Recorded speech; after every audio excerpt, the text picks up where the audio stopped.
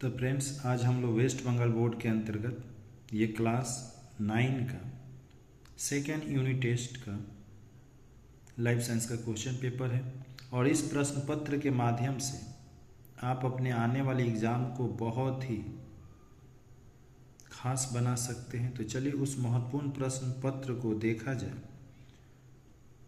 तो देखिए यहाँ पर प्रश्न संख्या 1 और 2 के अंतर्गत पहला जो प्रश्न है, विकल्पों में से सही विकल्प चुनकर उसे गोल घेर दीजिए।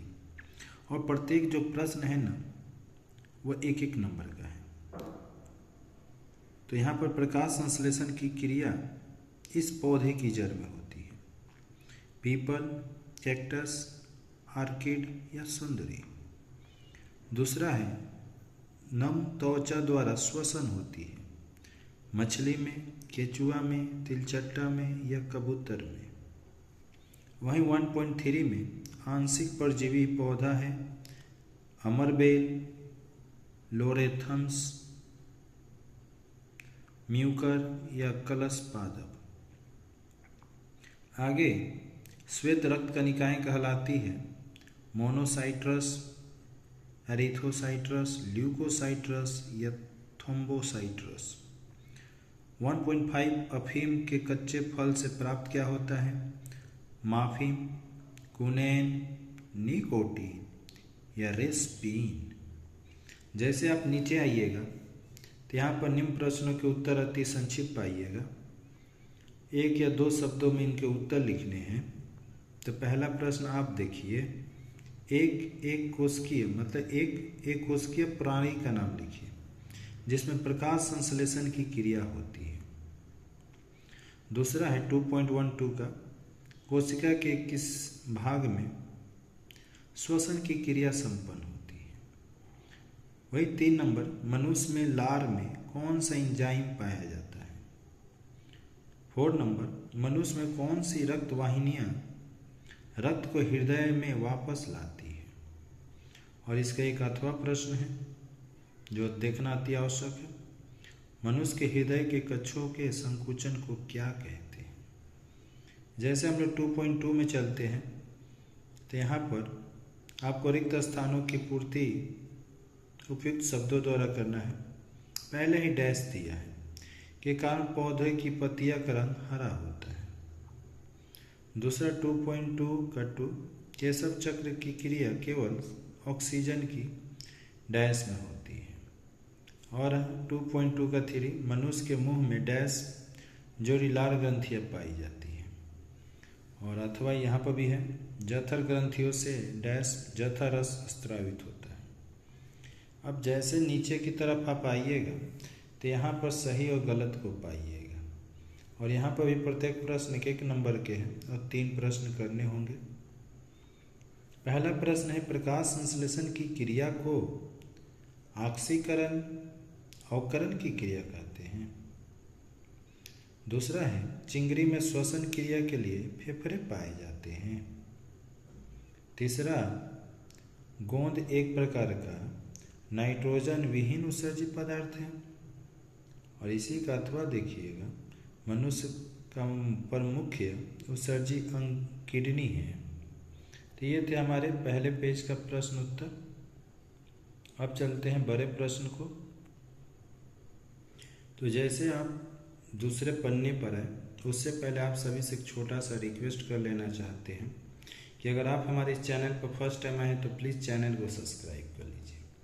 साथ ही साथ बेल आइकन के बटन को भी प्रेस कर लीजिए और इस वीडियो को ज़्यादा से ज़्यादा अपने दोस्तों में शेयर कीजिए ताकि और भी जो फ्रेंड्स हैं वह इस वीडियो का लाभ ले सकें और साथ ही साथ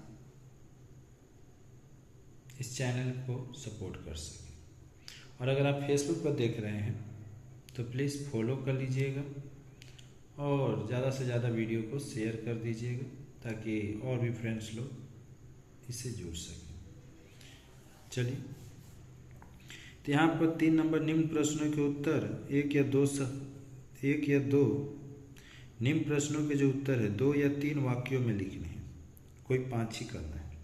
प्रकाश संश्लेषण की क्रिया को प्रकाश संश्लेषण क्यों कहते हैं वह।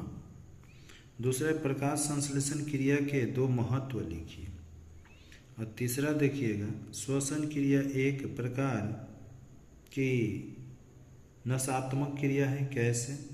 वहीं 3.4 में अगर हम लोग जाते हैं तो यहाँ देखने को मिलेगा कि श्वसन और दहन में दो अंतर लिखिए। और 3.5 में सजीवों के शरीर में यह पोषण की आवश्यकता क्यों पड़ती है।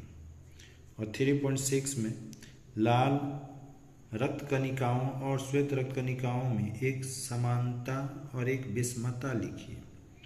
वहीं 3.7 में गोंद और कुनेन किन किन पौधों के उत्सर्जी पदार्थ हैं। आइए हम लोग नीचे चलते हैं। 4 नंबर, निम्न प्रश्नों के उत्तर लिखिए पर कोई 3 ही लिखिए। पहला है 4.1 में कि प्रकाश संश्लेषण की क्रिया को भोजन निर्माण प्रक्रिया क्यों कहते हैं और इस क्रिया के संपन्न होने में आवश्यक कार्बन डाइऑक्साइड के स्रोत और उसकी भूमिका का वर्णन कीजिए। वहीं 4.2 में धूम्रपान स्वास्थ्य के लिए क्यों हानिकारक है। आक्सीय श्वसन और अनाक्सीय श्वसन में 3 अंतर लिखिए। जैसे 4.3 में हम लोग आते हैं, तो एंजाइम को जैव उत्प्रेरक क्यों कहते हैं। अब भोजन के पाचन में अग्नाशय की भूमिका का उल्लेख कीजिए। तो दोस्तों, ये थे हमारे प्रश्न। और आगे में 4.4 में आप देखिएगा कि मनुष्य के हृदय की लंब काट का एक स्वच्छ और स्पष्ट चित्र बनाकर उनके किसी 4 भागों को नामांकित कीजिए। नाम लिखिएगा पर अंकित भी कीजिए कौन कहाँ है। और लास्ट 4.5 रेसरपिन के स्रोत और उसका उपयोग लिखना है। और मनुष्य के 2 उत्सर्जी अतिरिक्त उत्सर्जी अंगों के नाम, ठीक। और लेटेक्स और एल्कलाइड में एक समानता और एक विषमता लिखना है। तो ये थे हमारे प्रश्न पत्र जो कि आपको आने वाले एग्ज़ाम में बहुत ही मदद करेंगे, जो कि आपका एग्ज़ाम 40 नंबर का और उसकी समय सीमा भी आपको 1 घंटा 30 मिनट देखने को मिलेगा। तो ये जानकारी आपको कैसा लगा अवश्य कमेंट बॉक्स में कमेंट करके बतलाइएगा कि नेक्स्ट वीडियो आप किस सब्जेक्ट का देखना चाहते हैं और साथ ही साथ किस क्लास का देखना चाहते हैं। अगर और वीडियो आपको देखना है तो प्लीज़ चैनल के प्लेलिस्ट में जाइए और वहाँ पर आपको और भी सब्जेक्ट के जो वीडियो होंगे वो उपलब्ध होंगे। साथ ही डिस्क्रिप्शन बॉक्स में भी तो लिंक दिया रहता है, वहाँ से भी आप चाहें तो अन्य